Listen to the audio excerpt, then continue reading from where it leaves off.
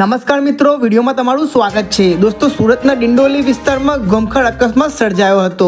અકસ્માતની ઘટના સીસીટીવીમાં કેદ થઈ છે। પુલ પર ઝડપે આવતા ટેમ્પોએ રોડ ક્રોસ કરતા બાળકને અડફેટે લેતા બાળકનો હાથ કપાઈ ગયો હતો। આ દર્દનાક અકસ્માત સીસીટીવીમાં કેદ થયો છે।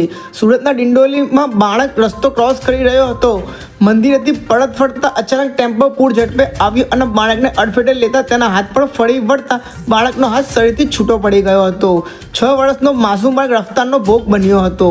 દુર્ઘટના બાદ બાળકને તાત્કાલિક હોસ્પિટલમાં સારવાર અર્થે દાખલ કરવામાં આવ્યો હતો।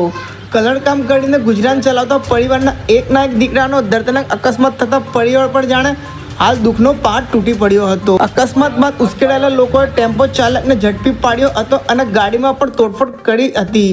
ડિંડોલી પોલીસ ઘટના સ્થળે પહોંચી ડ્રાઈવરને ઝડપી પાડ્યો હતો અને આગળની કાર્યવાહી હાથ ધરી રહી છે। તો દોસ્તો, આ હતું આજનો વિડીયો। આજના વિડીયોમાં આટલું। વિડીયો પસંદ આવે તો વિડીયો લાઇક, શેર અને સબસ્ક્રાઈબ જરૂરથી કરજો।